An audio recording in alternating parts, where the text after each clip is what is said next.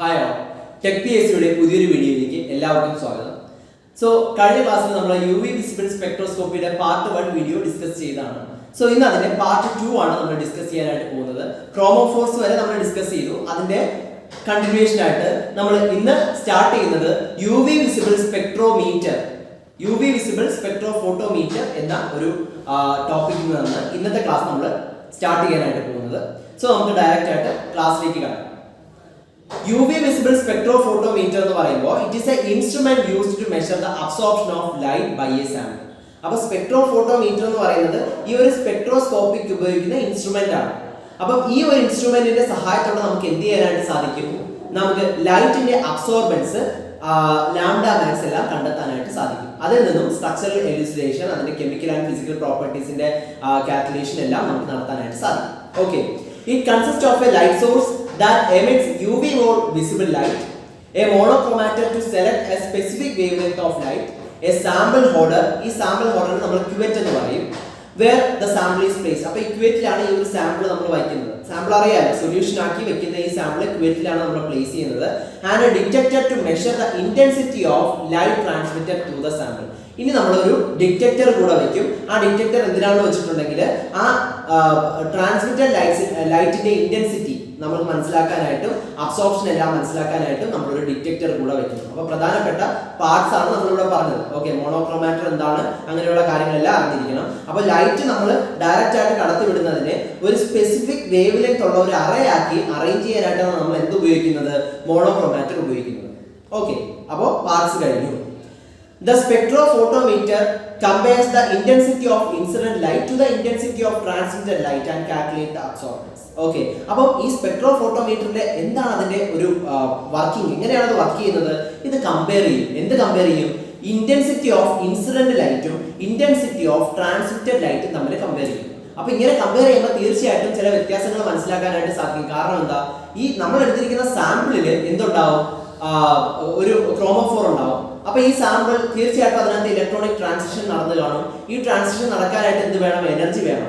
ആ എനർജി നമുക്ക് ഈ ഇൻസിഡന്റ് വേവിനെ നമുക്ക് കിട്ടുള്ളൂ. ഓക്കെ, ഇൻസിഡന്റ് ആയിട്ടുള്ള ഇലക്ട്രോമാഗ്നറ്റിക് വേവിനെ നമുക്ക് ആ ഒരു വാല്യൂ കിട്ടുള്ളൂ. ഓക്കെ, അപ്പം അങ്ങനെ ആ ഒരു ഇന്റൻസിറ്റി ഓഫ് ട്രാൻസ്മിറ്റഡ് ലൈറ്റും ഇന്റൻസിറ്റി ഓഫ് ഇൻസിഡന്റ് ലൈറ്റും തമ്മിലുള്ള ഒരു വ്യത്യാസം, ആ ഒരു വ്യത്യാസം നമുക്ക് ഈ ഒരു സ്പെക്ട്രോഫോട്ടോമീറ്റർ ഉപയോഗിച്ച് കാൽക്കുലേറ്റ് ചെയ്യാനായിട്ട് സാധിക്കും എന്നാണ് പറയുന്നത്. Okay, UV visible spectroscopy is widely used in the fields such as chemistry, biochemistry, pharmaceuticals. Okay, അപ്പോൾ ഇത് നമ്മൾ യൂസ് ചെയ്യുന്ന ഫീൽഡുകളാണ് പറയുന്നത്. Okay, for qualitative and quantitative analysis. Okay, സബ്സ്റ്റൻസുകളുടെ ക്വാളിറ്റേറ്റീവ് അനാലിസിസ്. അപ്പോൾ എന്താണ് ഈ ക്വാളിറ്റേറ്റീവ് അനാലിസിസ്? ക്വാളിറ്റേറ്റീവ് അനാലിസിസ് എന്ന് പറയുമ്പോൾ സബ്സ്റ്റൻസ് ഏതാണെന്ന് തിരിച്ചറിയുക, അതിന്റെ ക്വാളിറ്റി ചെക്ക് ചെയ്യുക, ഏത് സബ്സ്റ്റൻസ് ആണെന്ന് തിരിച്ചറിയുക, അതാണ് ക്വാളിറ്റേറ്റീവ് അനാലിസിസ്. ഇനി ക്വാണ്ടിറ്റേറ്റീവ് അനാലിസിസ് എന്ന് പറയുമ്പോൾ നമുക്ക് അത് തിരിച്ചു കഴിഞ്ഞാൽ, അതായത് ഏത് കോമ്പൗണ്ട് ആണെന്ന് തിരിച്ചറിഞ്ഞു കഴിഞ്ഞാൽ പിന്നെ നമ്മൾ എന്ത് ചെയ്യണം? അതിന്റെ ക്വാണ്ടിറ്റീനെ പറ്റിയാണ് പിന്നെ നമ്മളുടെ ചിന്ത, അല്ലേ? അപ്പൊ ആ ക്വാണ്ടിറ്റി തിരിച്ചറിയാനായിട്ടാണ് നമ്മൾ ക്വാണ്ടിറ്റേറ്റീവ് അനാലിസിസ് ചെയ്യുന്നത്. അപ്പൊ രണ്ട് അനാലിസിസ്. ഓക്കെ, അപ്പം ഈ രണ്ട് അനാലിസിസിനും എന്ത് ഉപയോഗിക്കാം? നമുക്ക് ഈ സ്പെക്ട്രോസ്കോപ്പി, അതായത് സ്പെക്ട്രോഫോട്ടോമീറ്റർ ഉപയോഗിച്ചുള്ള സ്പെക്ട്രോസ്കോപ്പി നമുക്ക് ഉപയോഗിക്കാം. ഓക്കെ, അപ്പോൾ നമ്മൾ ഇനി ആ സാമ്പിൾ പ്രിപ്പറേഷനിലോട്ട് പോകുന്നു. അപ്പോൾ ഇത് നമ്മൾ അതിന്റെ പ്രൊസീജിയറിലേക്ക് കടക്കാണ്. ഓക്കെ, ഇൻസ്ട്രുമെന്റൽ സിലബസിൽ അവർ ക്ലിയർ ആയിട്ട് പറഞ്ഞിട്ടുണ്ട്. അതിന്റെ ഇൻസ്ട്രുമെന്റൽ മെത്തേഡ്സും കാര്യങ്ങളും എല്ലാം നമ്മൾ അറിഞ്ഞിരിക്കണം. നമ്മൾ എന്താണ് ആ ഒരു സാമ്പിളിൽ നമ്മൾ ചെയ്യുന്നത് എന്നുള്ള കാര്യമാണ് നോക്കേണ്ടത്. വളരെ ഈസി ആയിട്ടുള്ള കാര്യങ്ങളാണ്. എന്താണ്? ഒന്നാമത്തെ കാര്യം, സെലക്ഷൻ ഓഫ് സാമ്പിൾ നമ്മൾ സെലക്ട് ചെയ്യുന്നു. Choose a sample that is soluble in a solvent used for UV visible measurements and containing the substance of interest. നമുക്ക് അപ്പോൾ അവിടെ കുറച്ച് കാര്യങ്ങൾ നമ്മൾ ശ്രദ്ധിക്കണം. അതായത് നമുക്ക് ഏത് കോമ്പൗണ്ട് ആണോ നമ്മൾ സ്റ്റഡി ചെയ്യേണ്ടത്, ഈ സ്റ്റഡി ചെയ്യുന്ന കോമ്പൗണ്ട് സ്യൂട്ടബിൾ ആയിട്ടുള്ള സോൾവെന്റ് എന്തായിരിക്കണം? സോലുബിൾ ആയിരിക്കണം. ഓക്കെ, നമ്മൾ സൊല്യൂഷൻ ആക്കി വേണം ഇവിടെ ക്യുവറ്റിൽ വെക്കാനായിട്ട്, അല്ലേ? അപ്പൊ അതിൽ സോലുബിൾ അല്ലെങ്കിൽ എന്ത് ചെയ്യും? നമ്മൾ ആ ചെയ്തെല്ലാം വേസ്റ്റ് ആയിരിക്കും. അപ്പൊ അങ്ങനെ കുറെ കാര്യങ്ങൾ നമ്മൾ എന്ത് ചെയ്യേണ്ടതായിട്ടുണ്ട്? നമ്മൾ മനസ്സിലാക്കേണ്ടതായിട്ടുണ്ട്. ഓക്കെ, അപ്പം അതിന്റെ സോലബിലിറ്റി എല്ലാം സ്യൂട്ടബിൾ ആയിട്ടുള്ള, അതായത് നമുക്ക് സബ്സ്റ്റൻസ് ഓഫ് ഇൻട്രസ്റ്റ് ആയിരിക്കണം, അത് ഇന്ന സോൾവെന്റിൽ സോല്യൂബിൾ ആണോ എന്നുള്ള കാര്യങ്ങളെല്ലാം നമ്മൾ ചെക്ക് ചെയ്യണം. ഓക്കെ, അതിനെയാണ് സെലക്ഷൻ ഓഫ് സാമ്പിൾ എന്ന് പറയുന്നത്. ഓക്കെ, അടുത്ത സാമ്പിൾ സോലബിലിറ്റി ആണ്. നമ്മൾ പറഞ്ഞ കാര്യം തന്നെയാണ്. Ensure the sample is dissolved adequately in suitable solvent. Okay, അപ്പോൾ ഈ ഒരു സാമ്പിൾ സ്യൂട്ടബിൾ ആയിട്ടുള്ള സോൾവെന്റ് സോലബിൾ ആണോ എന്നുള്ള കാര്യം നമ്മൾ നോക്കണം. The choice of the solvent depends on the nature of sample and its solubility characteristics. Okay. അപ്പോൾ അതെല്ലാം അറിയാവുന്ന പോയിന്റ് ആണല്ലോ. അപ്പം ഏത് സാമ്പിൾ ആണോ എടുക്കുന്നത് അതിനനുസരിച്ച് ചോയ്സ് ഓഫ് സൊല്യൂഷനും നമുക്ക് ചോയ്സസ് ഉണ്ട്. ഓക്കെ. അതുപോലെ common solvents include water, ethanol, methanol and various organic solvents. Okay. Water നമുക്കറിയാലോ, വാട്ടർ എവിടെയും നമുക്ക് സോൾവെന്റ് ആയിട്ട് ഉപയോഗിക്കാം, യൂണിവേഴ്സൽ സോൾവെന്റ് ആണ്. അതുപോലെ എഥനോളും മെത്തനോൾ മാത്രമല്ല മറ്റുള്ള വേരിയസ് ആയിട്ടുള്ള ഓർഗാനിക് സോൾവെന്റ്സ് എല്ലാം ഈ ഒരു ഇതിൽ നമുക്ക് സോൾവെന്റ് ആയിട്ട് ഉപയോഗിക്കാം. ഓക്കെ. ജസ്റ്റ് പെട്ടെന്ന് മനസ്സിലാക്കാവുന്ന കുറച്ച് കാര്യങ്ങളേ ഇവിടെ ഉള്ളൂ. അതിനുശേഷം സാമ്പിൾ കോൺസെൻട്രേഷൻ ആണ്. കാരണം നമ്മൾ ബിയർ ലംബാർഡ്സ് ലോ പഠിച്ചതാണ്, കോൺസെൻട്രേഷന് വളരെ ഇമ്പോർട്ടന്റ് ആയിട്ടുള്ള റോൾ ഉണ്ട് അബ്സോർപ്ഷനിൽ. ഓക്കെ. അപ്പൊ സാമ്പിൾ കോൺസെൻട്രേഷൻ നമ്മൾ നോക്കണം. Prepare A solution with concentration within the linear range of instrument detection. ഈ ഇൻസ്ട്രുമെന്റിന്റെ ഇൻസ്ട്രുമെന്റ് ഡിറ്റക്ഷന്റെ ലീനിയർ റേഞ്ചിനകത്തായിരിക്കണം കോൺസെൻട്രേഷൻ. ആ ഒരു കാര്യം ശ്രദ്ധിക്കണം. കോൺസെൻട്രേഷൻ ഒരുപാട് കൂടിപ്പോയാൽ എന്താ പ്രശ്നം? അതിനനുസരിച്ച് അബ്സോർപ്ഷനും കൂടും. കാരണം ബിയർ ലംബാർഡ്സ് ലോ നമുക്കറിയാം ഡയറക്ട്ലി പ്രൊപ്പോർഷണൽ ആണ്. അപ്പോൾ അതിനനുസരിച്ച് എന്താ ആ ഒരു ലീനിയർ റേഞ്ച് എന്തിനുണ്ടായിരിക്കില്ല, ചിലപ്പോൾ നമ്മുടെ ഡിറ്റക്ടറിന് ഉണ്ടായിരിക്കത്തില്ല. ഓക്കെ. അപ്പൊ ആ ഒരു കാര്യം ശ്രദ്ധിച്ച് അതിനകത്തുള്ള സ്യൂട്ടബിൾ കോൺസെൻട്രേഷൻ എന്തുണ്ടാക്കണം, സാമ്പിൾ കോൺസെൻട്രേഷൻ അഡ്ജസ്റ്റ് ചെയ്യണം എന്നാണ് പറയുന്നത്. ഓക്കെ. അതാണ് ആ ഒരു പോയിന്റ്. സാമ്പിൾ കോൺസെൻട്രേഷൻ ഈസി ആയിട്ടുള്ള പോയിന്റ് ആണ്. നെക്സ്റ്റ് വന്നിട്ട് blank solution. Prepare a blank solution containing only the solvent used for the sample. നമ്മൾ എന്ത് ചെയ്യണം? ഇവിടെ വളരെ ഇമ്പോർട്ടന്റ് ആയിട്ടുള്ള ഒരു സ്റ്റെപ്പാണ്. നമ്മളിവിടെ സൊല്യൂഷൻ ഉണ്ടാക്കിയിട്ടാണ് ചെയ്യുന്നതെന്ന് പറഞ്ഞല്ലോ. അതായത് എ എന്ന് പറയുന്ന ഒരു കോമ്പൗണ്ട് ആണ് നമുക്ക് എന്ത് ചെയ്യേണ്ടത്, നമുക്ക് സ്റ്റഡി ചെയ്യേണ്ടതെങ്കിൽ എയിനെ നമ്മളൊരു സൊല്യൂഷൻ ആക്കണം. ഓക്കെ. എയിനെ നമ്മൾ സൊല്യൂഷൻ ആക്കുന്ന സമയത്ത് ഒരു കാര്യം കൂടെ നമുക്ക് ഉണ്ട്, ഒരു ചലഞ്ച് കൂടെ ഉണ്ട്. ചിലപ്പോൾ ഈ എ എന്ന് പറയുന്ന കോമ്പൗണ്ട് എന്ത് ചെയ്യാനുള്ള സാധ്യതയുണ്ട്, ഈ എ എന്ന് പറയുന്ന കോമ്പൗണ്ട് ഈ ഒരു സൊല്യൂഷനുമായിട്ട് ഇന്ററാക്ഷനിൽ വരാനായിട്ടുള്ള സാധ്യതയുണ്ട്. ഓക്കെ. മനസ്സിലായല്ലോ? അപ്പോൾ ഇവിടെ ഒരു സോൾവെന്റ് ഇന്ററാക്ഷൻ സാധ്യതയുണ്ട്. അപ്പൊ നമ്മുടെ സ്പെക്ട്രൽ ഡേറ്റാസ് എല്ലാം ഒന്ന് മാറും. അപ്പൊ അങ്ങനെ മാറാതിരിക്കാൻ വേണ്ടിയിട്ട് എന്ത് ചെയ്യണം? ബ്ലാങ്ക് സൊല്യൂഷൻ, അതായത് ഈ ഒരു എ എന്ന് പറയുന്ന നമ്മുടെ സാമ്പിൾ ഇല്ലാത്ത ഒരു സൊല്യൂഷൻ, അതായത് പ്യുവർ സോൾവെന്റ് എടുത്തിട്ട് നമ്മൾ ആദ്യം എന്ത് ചെയ്യണം? ആദ്യം നമ്മൾ ഒരു സ്പെക്ട്രോസ്കോപ്പിക്കൽ അനാലിസിസ് നടത്തണം. ഓക്കെ. എന്നിട്ട് നമ്മൾ വീണ്ടും എന്ത് ചെയ്യണം? എ എടുത്തിട്ട് വീണ്ടും സൊല്യൂഷൻ ഉണ്ടാക്കി, സ്യൂട്ടബിൾ കോൺസെൻട്രേഷനുള്ള ഒരു സൊല്യൂഷൻ ഉണ്ടാക്കിയിട്ട് വീണ്ടും നമ്മൾ സ്പെക്ട്രോസ്കോപ്പിക് സ്റ്റഡി ചെയ്യണം. അപ്പൊ ഈ സ്റ്റഡി ചെയ്യുമ്പോൾ ഈ രണ്ട് വാല്യൂസും തമ്മിൽ എന്തുണ്ടാവും? അബ്സോർപ്ഷൻ ഒരു വ്യത്യാസം ഉണ്ടാവും. ഈ അബ്സോർപ്ഷന്റെ വ്യത്യാസത്തിന്റെ ബേസ് ചെയ്ത് നമുക്ക് എന്ത് മനസ്സിലാക്കാം? ഇതിന്റെ സോൾവെന്റുമായിട്ടുള്ള ഇന്ററാക്ഷൻ മനസ്സിലാക്കാം, ഏതൊക്കെയാണ് ക്രോമോഫോസ് എന്ന് മനസ്സിലാക്കാം. അങ്ങനെ കൂടുതൽ ഡേറ്റാസ് നമുക്ക് ഈസി ആയിട്ട് മനസ്സിലാക്കാം. അതെങ്ങനെയാണ് നമ്മൾ മനസ്സിലാക്കുന്നത് എന്നുള്ള കാര്യം നമുക്ക് വുഡ്വാർഡ്സ് ഫീസർ റൂൾ നമ്മളിപ്പോൾ പഠിക്കും. അപ്പോൾ ആ റൂളിൽ നമുക്ക് മനസ്സിലാക്കാനായിട്ട് സാധിക്കും. ഓക്കെ. അപ്പോൾ ഇത്രയും കാര്യങ്ങൾ ബേസിക് ആയിട്ട് അറിഞ്ഞിരിക്കുക. ബ്ലാങ്ക് സൊല്യൂഷൻ ഉണ്ടാക്കി അതിനെ സ്റ്റഡി ചെയ്യേണ്ടത് വളരെ ഇമ്പോർട്ടന്റ് ആണ് എന്നുള്ള കാര്യം. ഓക്കെ. അടുത്തത് ഇൻസ്ട്രുമെന്റൽ സെറ്റപ്പ് ആണ്. ഇൻസ്ട്രുമെന്റൽ സെറ്റപ്പ് നമ്മൾ ജസ്റ്റ് പറഞ്ഞു പോകുന്നേ ഉള്ളൂ. എന്താണ്? Turn on the spectrophotometer turn on ചെയ്യുക. ഓക്കെ. അപ്പൊ പവർ ഓൺ ചെയ്യുക, അത്രേ ഉള്ളൂ. അതിന് ജസ്റ്റ് ഒന്ന് വാമപ്പ് ചെയ്യാം. ഓക്കെ. മാനുഫാക്ചറേഴ്സ്, അപ്പോൾ തീർച്ചയായിട്ടും അതിനെ മാനുഫാക്ചർ ചെയ്ത കമ്പനി ചില ഇൻസ്ട്രക്ഷൻസ് ആ ഒരു മാനുവലിൽ വെക്കുമല്ലോ. അപ്പൊ ആ ഒരു പ്രോട്ടോകോൾ അനുസരിച്ച് ഞാൻ എന്ത് ചെയ്യുക? ജസ്റ്റ് വാമപ്പ് ചെയ്തിട്ട് ആ ഒരു കണ്ടീഷനിൽ അതിനെ കൊടുക്കുക. അങ്ങനെയുള്ള പോയിന്റ് ആണ്. രണ്ട്, വേവ് ലെങ്ത് സെലക്ഷൻ. മോണോക്രോമാറ്റർ ഉപയോഗിച്ച് നമ്മൾ എന്ത് ചെയ്യണം? സ്യൂട്ടബിൾ ആയിട്ടുള്ള വേവ് ലെങ്ത് സെലക്ട് ചെയ്യേണ്ടതായിട്ടുണ്ട്. Set A decide wave length range for the analysis. ഈ ഒരു അനാലിസിസിനായിട്ട് എന്ത് ചെയ്യണം? നമ്മൾ ഒരു ഡിസൈഡ് ആയിട്ടുള്ള വേവ് ലെങ്ത് നമ്മൾ ചൂസ് ചെയ്യണം. The UV visible spectrophotometers allow selection within the UV and visible region. Okay. അപ്പോൾ അവിടെ ആ ഒരു ഇത് കൊടുത്തിരിക്കുന്നുണ്ടോ? ആ ഒരു ഫ്രീക്വൻസി അല്ലെങ്കിൽ വേവ് ലെങ്ത് റേഞ്ച് കൊടുത്തിരിക്കുന്നുണ്ടോ? അപ്പൊ ഈ ഒരു വേവ് ലെങ്ത് റേഞ്ചിൽ ചെറിയ വ്യത്യാസങ്ങൾ വരാം. ഓക്കെ. UV നമ്മൾ എവിടെ തുടങ്ങി? UVC എന്ന് പറയുന്നത് 100 നാനോമീറ്ററിലെ തുടങ്ങിയതാണ്. പക്ഷെ ഇവിടെ വന്നപ്പോൾ 100 ൽ 200 വരെയുള്ള ആ ഒരു വാല്യൂ അങ്ങ് എക്സ്ക്ലൂഡ് ചെയ്തിട്ടുണ്ട്. ഓക്കെ. പകരം ഇവിടെ 800 വരെയുള്ള റേഞ്ച് ഇവിടെ കൊടുത്തിട്ടുണ്ട്. സോ അങ്ങനെയുള്ള മൈന്യൂട്ട് വേരിയേഷൻസ് ഒക്കെ വരാം. എന്നാലും ഒരിക്കലും ഈ എക്സ്ട്രീമിലൊന്നും എന്ത് നടക്കത്തില്ല? അബ്സോർപ്ഷൻ നടക്കത്തില്ല. In between these range. Okay. അതായത് 200 മുതൽ 800 വരെയുള്ള റേഞ്ചിൽ ഇൻ ബിറ്റ്വീൻ ആയിരിക്കും അബ്സോർപ്ഷൻ നടക്കുന്നത്. അപ്പം മോണോക്രോമാറ്റർ ഉപയോഗിച്ച് എന്ത് ചെയ്യണം? സ്യൂട്ടബിൾ ആയിട്ടുള്ള ഒരു വേവ് ലെങ്ത് സെലക്ട് ചെയ്യണം. മോണോക്രോമാറ്റർ കഴിഞ്ഞ ക്ലാസ്സിൽ ആ ഒരു ഇൻസ്ട്രുമെന്റൽ സെറ്റപ്പ് കാണിച്ചപ്പോൾ നമ്മൾ പറഞ്ഞു. Okay. Next base line correction ആണ്. Perform base line correction by measuring the absorbance of blank solution and setting the instrument to zero absorbance at each wavelength. Okay. ഇനി മൂന്നാമത് നമ്മൾ ചെയ്യേണ്ട ബേസ് ലൈൻ കറക്ഷൻ ഇമ്പോർട്ടന്റ് ആണ്. എന്ത് ചെയ്യണം? Blank solution ഉപയോഗിച്ച് നമ്മൾ ഈ ഒരു സ്പെക്ട്രോസ്കോപ്പിക് അനാലിസിസ് നടത്തണം. അപ്പൊ അനാലിസിസ് നടത്തുമ്പോൾ ബ്ലാങ്ക് സൊല്യൂഷൻ എന്ത് കാണിക്കും? അത് വാട്ടർ ആയിരിക്കാം, ചിലപ്പോൾ ഓർഗാനിക് സോൾവെന്റ്സ് ഒക്കെ ആയിരിക്കാമല്ലോ. അപ്പൊ തീർച്ചയായിട്ടും അവിടെ ചിലപ്പോൾ ഇലക്ട്രോണിക് ട്രാൻസിഷൻസ് നടക്കാനുള്ള സാധ്യതകളുണ്ട്. അപ്പോൾ അവിടെ ചിലപ്പോൾ അബ്സോർപ്ഷൻസ് വന്നേക്കാം. ആ വരുന്ന അബ്സോർപ്ഷൻസ് നമ്മൾ എന്ത് ചെയ്യണം, ക്യാൻസൽ ചെയ്തിട്ട് ഓരോ ഇന്റർവെല്ലിലും ഇതിനെ എന്ത് ചെയ്യണം, 0 ആക്കി അഡ്ജസ്റ്റ് ചെയ്തുകൊണ്ടിരിക്കണം. ബേസ് ലൈൻ കറക്ഷൻ നടത്തി ഈ ഒരു അബ്സോർബൻസിനെ എന്ത് ചെയ്യണം, 0 ആക്കിക്കൊണ്ടിരിക്കണം. എന്നാലേ നമുക്ക് കറക്റ്റ് ആയിട്ടുള്ള വാല്യൂസ് കിട്ടുള്ളൂ. ഓക്കെ ആണല്ലോ.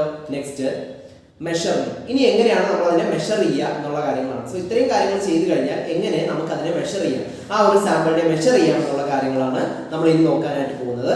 അതിൽ ഫസ്റ്റ് സ്റ്റെപ്പ് എന്ന് പറയുന്നത് കാലിബ്രേഷൻ ആണ്. കാലിബ്രേഷൻ എന്ന് പറയുമ്പോൾ if necessary calibrate the instrument using standard solution of non concentration and absorption. Okay, അപ്പം നമുക്ക് ആ ഒരു ആക്യുറസിയിലേക്ക് എത്താൻ വേണ്ടിയിട്ട് വേണമെന്നുണ്ടെങ്കിൽ നമുക്ക് എന്ത് ചെയ്യാം, ഒരു സ്റ്റാൻഡേർഡ് സൊല്യൂഷൻ ഉപയോഗിച്ച്, അതായത് സ്റ്റാൻഡേർഡ് സൊല്യൂഷൻ എന്ന് പറയുമ്പോൾ കോൺസെൻട്രേഷൻ അറിയാവുന്ന, അബ്സോർബൻസ് നമുക്ക് അറിയാവുന്ന ഒരു സൊല്യൂഷൻ വെച്ച് നമുക്ക് അതിനൊന്ന് കാലിബ്രേറ്റ് ചെയ്യാം. അതായത് വേറെ പ്രശ്നങ്ങളൊന്നും ഇല്ല എന്ന് മനസ്സിലാക്കാനായിട്ട്. ഓക്കെ, അത് ഓപ്ഷണൽ ആണ്, വേണമെങ്കിൽ ചെയ്താൽ മതി.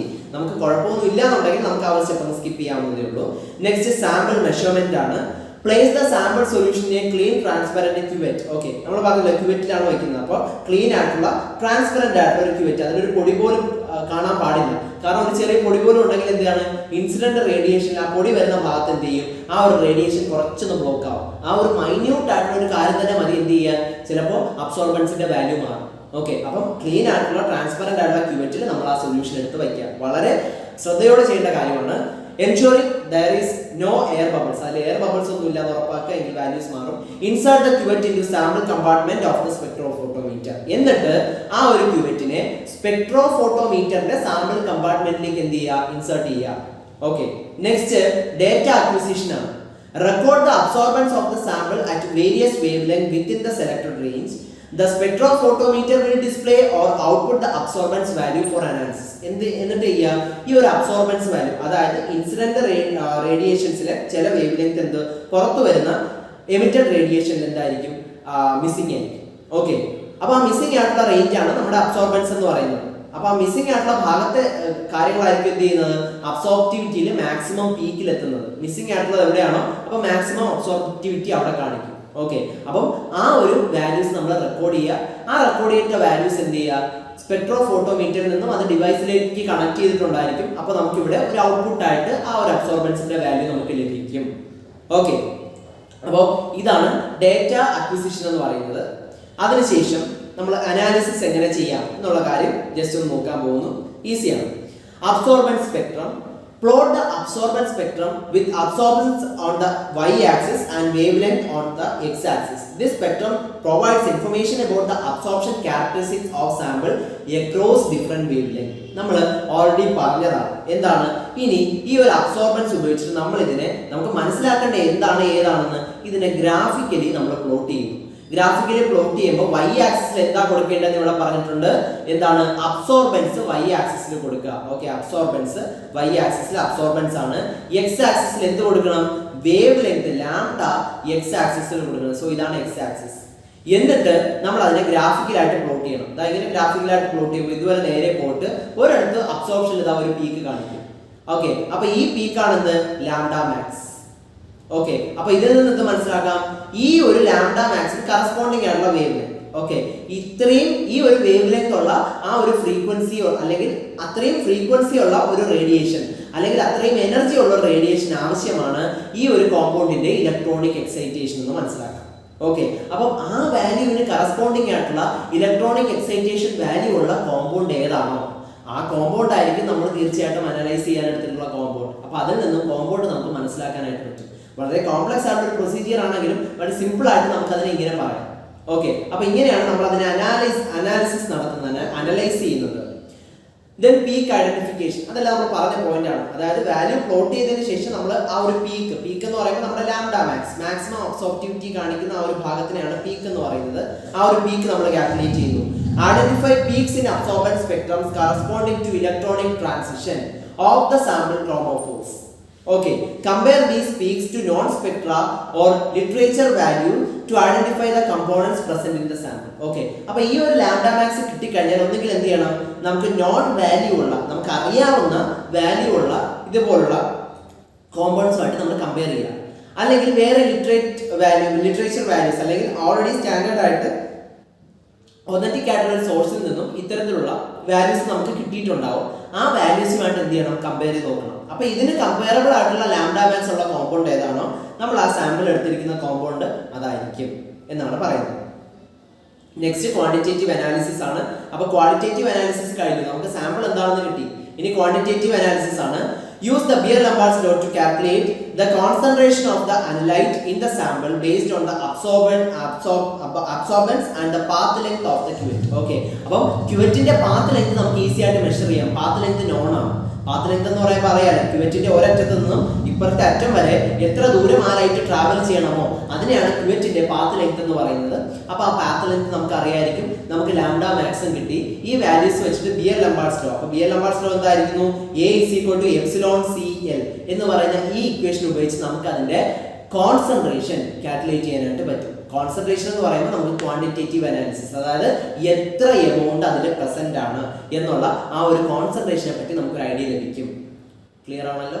യെസ്. നെക്സ്റ്റ് വന്നിട്ട് ഡേറ്റ ഇന്റർപ്രിട്ടേഷൻ ആണ്.